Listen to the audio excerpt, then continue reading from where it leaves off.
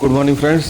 गोरखपुर में जो है ना सुबह सुबह जो है ओला पड़ रहा है, बर्फ गिर रहा है, बारिश हो रही है ज़बरदस्त। 2025 की पहली बारिश है गोरखपुर में और पहली बार जो है यहाँ पे ओला भी पड़ रहा है 2025 में। देखिए एंजॉय कीजिए, काफ़ी ज़बरदस्त और बहुत ही मज़ा आ रहा है।